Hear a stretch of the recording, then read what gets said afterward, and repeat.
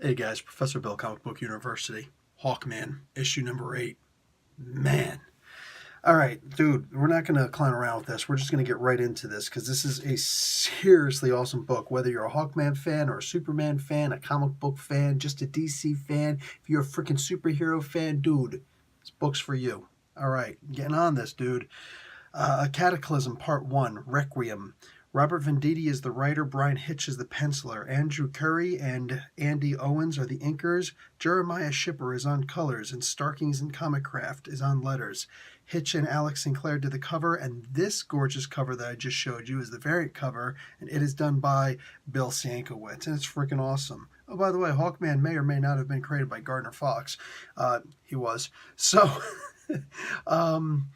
Carter arrives on Krypton right before it's about to be destroyed. Mind you, like, he arrives long in the past, Krypton as it is, and then he kind of, he does his shift, his planar shift, and he goes to Krypton as it was, not too long before it blows up, and he goes and he meets up with Catar-Ol.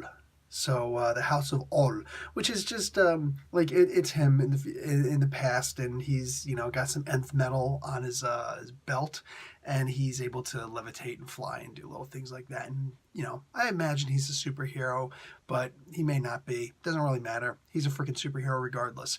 But he is a history and archaeology teacher.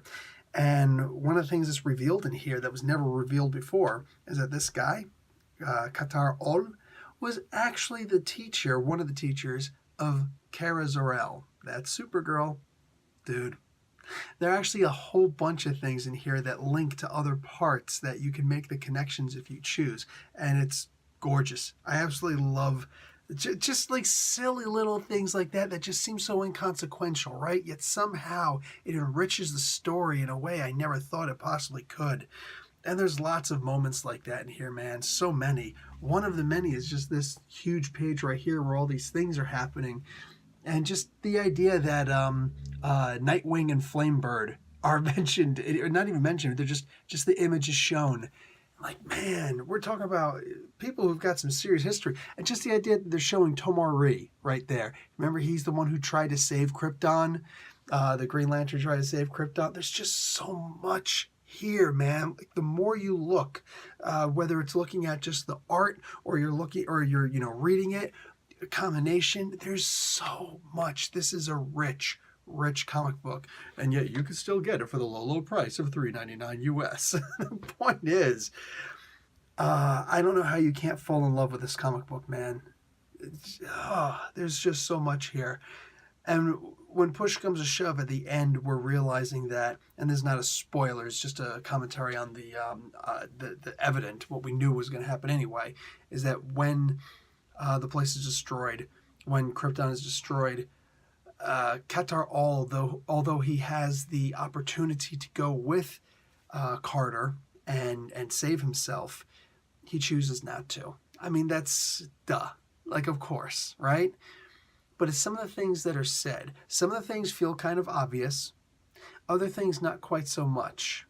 But something that is something of a spoiler, even though this is an issue 1 of the new arc. At the end of this, here comes the one spoiler I'm going to give you. The Deathbringers. They have arrived on Earth. So now all of a sudden, that time limit is in the red. This is a great comic book series, man. This is a great title, and I highly recommend you guys jumping on this and reading this. This is the new origin story of Hawkman that's never been told before, all right? But you still get access to the original storyline. It doesn't change anything. It really doesn't change anything. It just expands. It just adds to the story that we've already read before, which is fantastic. But yes, I will call this a jumping on point, even though it is closely tied to everything that happened before it, and I would definitely recommend you get the volume, the 7 issues that came before this. Still, I'm definitely going to say this is the jumping on point, because you're still going to get the history of Hawkman as you're reading all of this, but you're also going to get the new history, and you're still getting the current storyline that's happening. And I think it's fairly easy to follow along. everything's explained in here, just enough to keep you turning the page.